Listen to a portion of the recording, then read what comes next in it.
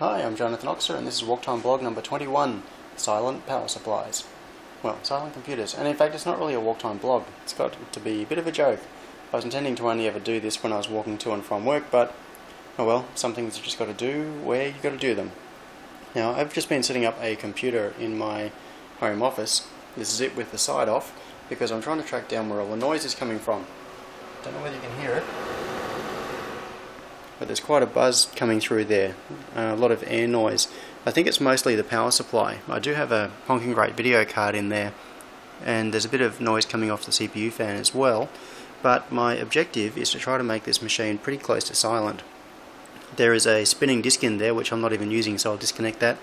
There's a solid state disk, so that's of course totally silent, and I have just, after many years of only using the cheapest power supplies that money can buy, preferably the ones that just come with cases, I've actually gone out and bought a real power supply designed to be silent. So let's rip the old one apart and see what comes with this new power supply. I'll see how it goes. And here we are with the box open. Now, I really don't care about the look of power supplies because it's meant to be just inside the box and it does the job.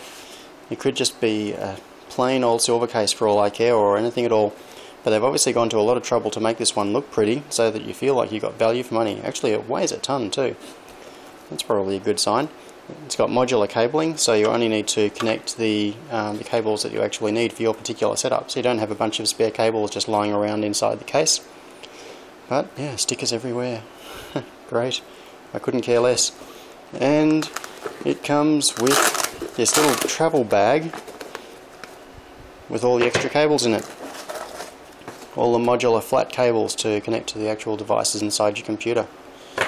Well, cool, I suppose. Now it's time to rip the old power supply out, put this one in, and we'll see how it goes. Okay, well this is a little side trip, nothing to do with the power supply, except that I need to shut this computer down for the first time since I set it up and installed Ubuntu 11.10 on it, and I'm now running GNOME Core, like GNOME 3 instead of Unity. But just a moment ago, when I came here to try to shut it down, I've got to figure out, how do I shut this thing down? But log out, no, that's not actually what I want to do. It only gives us options of cancel and log out. I want a shutdown option. Where do I get to it? Suspend, will that give me an option? No, that has put the computer into a sleep mode, I think. Oh no, it looks like it has totally powered it down. That is just weird. I don't even know where the shutdown menu option is. I'll figure that out some other time. Okay, here we go. Now I've connected up the spare 1TB drive, even though I'm probably going to disconnect it in the end. I've also connected back up the case fan, which I may leave off as well. Basically because I want to get a fair comparison to the old power supply. So everything that was plugged in before is plugged in now, just with the different power supply. It's got that big wanky 800 watt label on the side that you won't see at all, of course, once the cover is on. So let's hit the power button, we'll let it boot up and we'll see what happens. See how noisy it will be.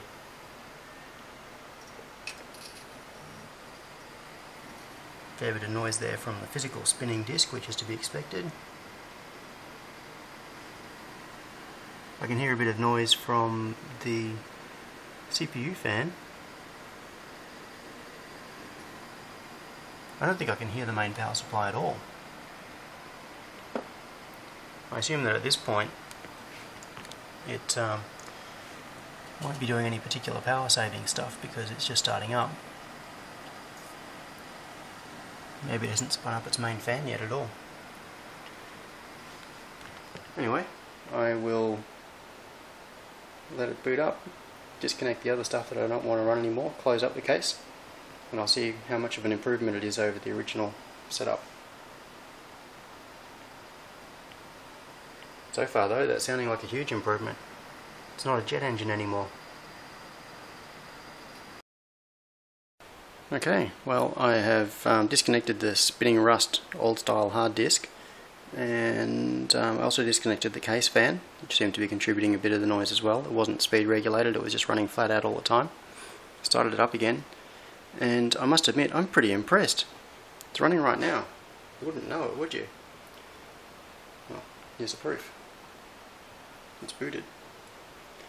And I can hear a very faint sound, but that I think is the CPU fan spinning, which is probably a little bit on the old side. It's been a bit dusty because this was an old reject machine that was actually due to be thrown out.